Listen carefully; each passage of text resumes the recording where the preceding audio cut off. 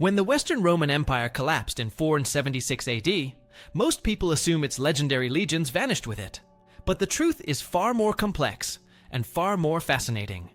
Several Roman units continued to fight, adapt, and survive long after Rome itself had fallen. Some were absorbed into new kingdoms, others evolved inside the Eastern Empire, and a few held onto their ancient names and symbols for centuries. In this video, we uncover the surprising stories of those final legions and reveal which one remained standing the longest. Number 1. The last years of Rome's fighting identity. When people imagine Roman legions, they usually picture perfectly drilled lines of heavy infantry moving as one body, shields locked, armor polished, and discipline so strict that it shaped Europe for centuries. But by the 4th and 5th centuries, the reality on the ground was dramatically different. The Roman state was stretched thin, forced to defend wider borders with fewer resources, while ambitious generals fought for power, and barbarian federates migrated into imperial land. Legions that once held 5,000 seasoned troops were now often reduced to small, fragmented detachments that depended heavily on local recruits. Many soldiers were no longer ethnically Roman, but came from regions the empire had absorbed long ago. Even so, they were trained to follow Roman regulations, use Roman-style weapons, and keep Roman traditions alive.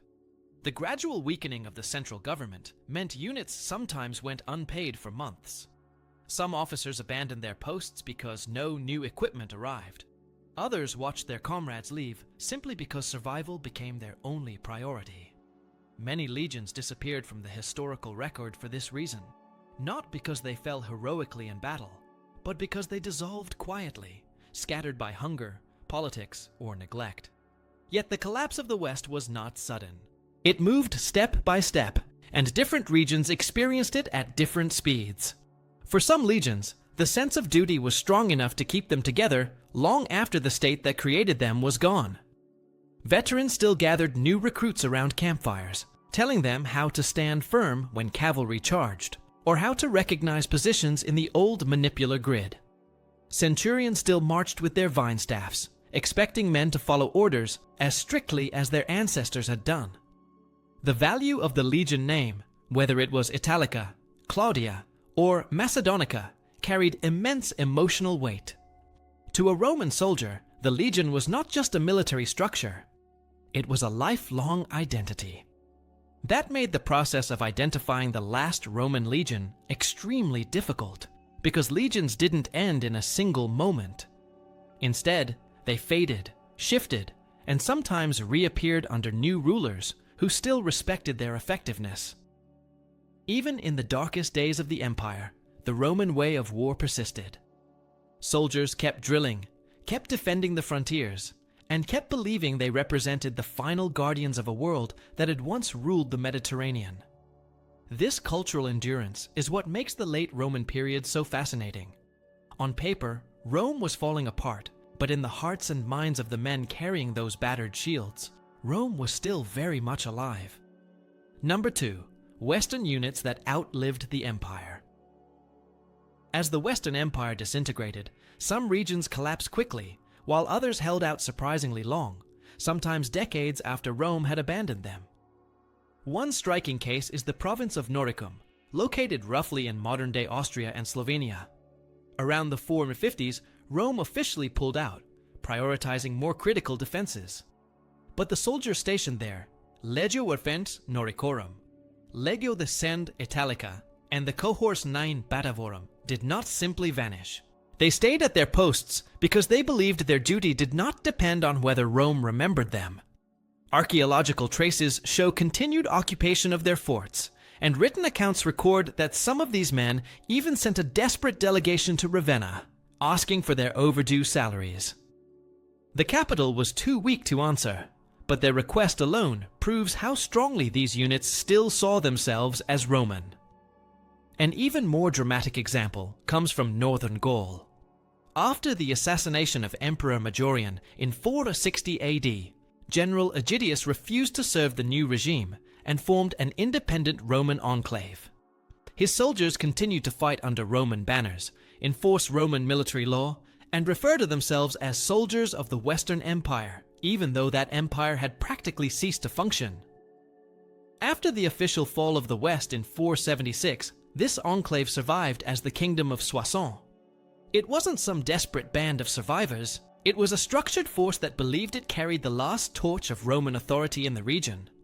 Only in 486 did the Franks finally defeat them. But even then, the Roman spirit did not die.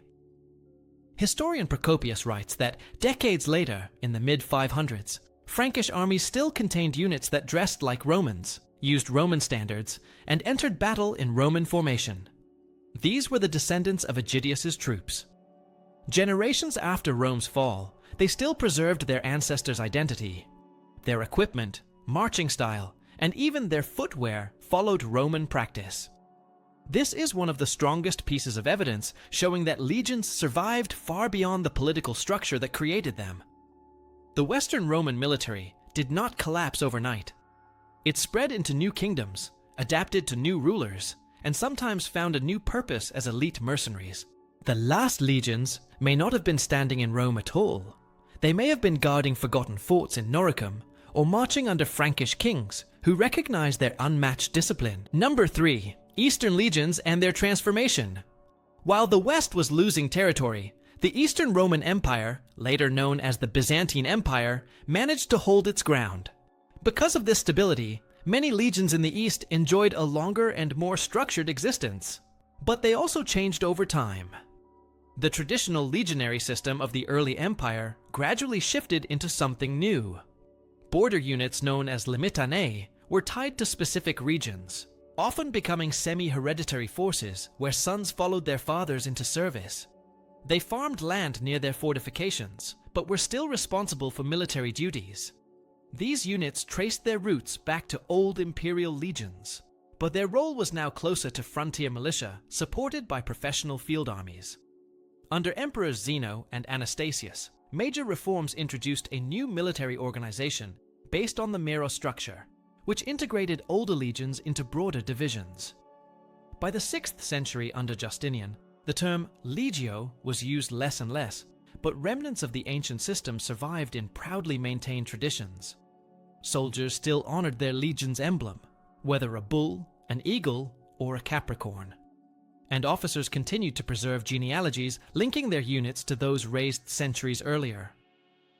Procopius, one of the most important historians of the period, accused Justinian of neglecting the limitanae, implying they faded away due to lack of supplies. However, the archaeological record shows they still defended key fortifications and participated in major wars. They fought in the Persian frontier conflicts, supported Belisarius's campaign in North Africa, and even joined the massive reconquest of Italy. One of the clearest examples of an ancient legion surviving into the Byzantine era is the Legio Flavia Theodosiana. Its name suggests it was raised by Theodosius the Furor in the late 4th century. Hundreds of years later, Belisarius brought its descendants to Italy, and Pope Gregory the Great mentioned a group called Theodosiani, fighting in Rome around 593 AD.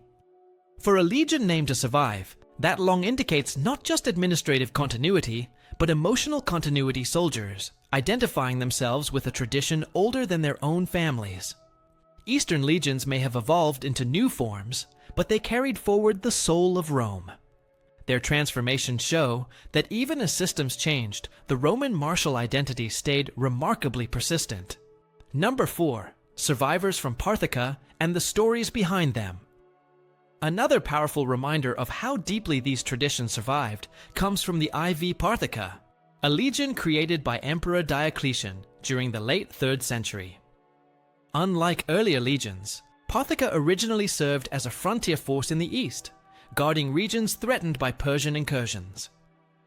Over the centuries, it changed names and structure, eventually becoming known in Byzantine texts as the Koiartoparthon. But despite reorganizations, the unit kept its history alive, passing down the legacy of Parthica through generations. One of the most extraordinary stories connected to this legion comes from the Battle of Soissons in 586 AD. Historian Theophylact Simocatta describes a Parthica soldier who fought with astonishing resilience. He was struck by multiple arrows, one punched through his helmet into his upper lip, Another shot through his lower lip so that the two arrows nearly crossed inside his mouth. A spear pierced his arm, and a javelin lodged deep into his side. Even so, he demanded that doctors remove the javelin despite their warnings that it would kill him. According to the account, the soldier insisted he could accept death peacefully because he had already heard that Rome had won the battle. His duty completed, he passed away shortly after the weapon was removed. Whether every detail is literal or partly embellished, stories like this capture the mindset of late Roman soldiers. Many were no longer fighting for an empire as strong as Augustus's or Trajan's. What they fought for was an identity, a belief that they were the last inheritors of a tradition that shaped their entire world. It wasn't simply about pay or survival. It was about honor, lineage, and the pride that came from wearing the emblem of an ancient legion. The IV Parthica survived well into the 6th century, proving that some legions continued functioning long after the West had fallen. Their endurance helps explain why the search for the last Roman legion is so complex. Some candidates lived on quietly in border fortresses, others marched with Byzantine armies, and some, like the unit at Soissons, left behind vivid accounts that show just how fiercely Roman identity persisted, even as the world around them changed beyond recognition. Number 5. The famous Fifth Macedonica and its long journey. The Fifth Macedonica is often considered one of the most extraordinary examples of Roman military endurance, not only because of its long lifespan, but because of how it adapted to every major shift in Roman history. Born during the late Republic under Pompey the Great, this legion first fought in conflicts that shaped Rome's transition from a republic to an empire. Over time, it proved itself so consistently reliable that it became a permanent fixture of Rome's military presence in the Danube region. For centuries, Macedonica soldiers guarded borders, patrolled river crossings, and responded to crises that erupted in the Balkans. Their role evolved constantly, yet they always maintained the organizational discipline that made them one of the empire's most trusted legions. When the Roman world divided between East and West, the Macedonica adapted once more. Instead of collapsing like many Western legions, it absorbed new recruits from local populations, but kept its Roman-style training and command structure. This ability to reshape itself without losing its identity is a major reason why it survived so long. By the time the Byzantine Empire was facing more aggressive enemies on its eastern frontier, the Macedonica had already gone through centuries of transformation. It fought in campaigns against the Goths, Slavs, Persians, and various nomadic tribes that pushed into Balkans and Anatolia. The legion's endurance becomes even more remarkable when you consider the political instability of the time. Emperors rose and fell constantly, generals rebelled, and frontier provinces changed hands. Yet Macedonica kept operating, its officers passing on traditions that were already several centuries old. The final known service of the legion came during one of the most decisive moments in early medieval history, the Battle of Yarmouk in 636 AD. This battle was part of the Arab expansion that surged into Byzantine territory and permanently altered the political and cultural landscape of the Near East. Yarmouk was a catastrophic defeat for the Byzantines, and many units that participated were wiped out entirely. The Macedonica seems to have been among them. Although exact numbers are unavailable, historians generally agree that the legion did not survive the aftermath as a functioning military unit. And yet, by that time, it had already existed for more than 600 years longer than many civilizations. The Macedonica had begun as a republican legion fighting civil wars, evolved into a proud imperial formation, and ended as part of the Byzantine army, defending a world very different from the one that created it. Few institutions in human history demonstrate such resilience. But despite its incredible longevity, the Macedonica was not the final legion standing. Another Roman legion would endure even longer, holding on to its ancient identity into the final years before the Arab conquest reshaped the eastern frontier. That legion was the IV Sithica, and its final chapter is one of the most compelling stories of loyalty and survival in Roman military history. Number 6. The Sithica and the Martyrs of Gaza. The IV Sithica, raised by Mark Antony in 44 BC, stands as one of the strongest candidates for the last Roman legion. Like the Macedonica, it spanned nearly 7 centuries of history, witnessing the rise and fall of dynasties, major reforms, and world-changing conflicts. Over time, the Sithica transformed from a mobile field legion into a limitana unit stationed in Syria. And yet, despite its reduced status, it preserved its ancient symbols, the Capricorn and the Golden Bull, which are clear markers of its identity dating back to the Republic. As the 7th century began, the Byzantine Empire faced a series of devastating crises. The long war with Persia drained its resources, and almost immediately afterward, Arab armies emerged as a powerful new force, advancing rapidly across the region. In this desperate situation, old frontier units such as the Sithica were called to reinforce Palestine. The legion fought at Dathin and Agnaden, where the Byzantines suffered heavy defeats. Surviving soldiers retreated into fortified cities like Gaza and Caesarea, hoping to regroup and resist the continuing advance. In 639, Gaza fell. 60 captured soldiers, drawn from Sithica, and the voluntarii were given a choice: abandon their Christian faith and live, or refuse and face execution. None accepted the offer. 10 were executed immediately to intimidate the rest, but instead of losing resolve, the remaining 50 remained firm when brought to Jerusalem. Their captors repeated the offer, even promising freedom for their families. Again, every soldier refused. All 50 were executed, and later remembered as the 60 martyrs of Gaza. For centuries, historians retold this episode as a religious story, focusing on the martyrs' faith. But a crucial detail often went unnoticed.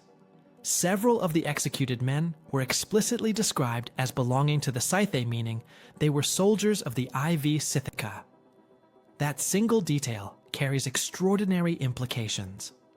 It proves the legion still existed in 639 AD, still carried its ancient identity, and still obeyed the chain of command formed in the Roman era.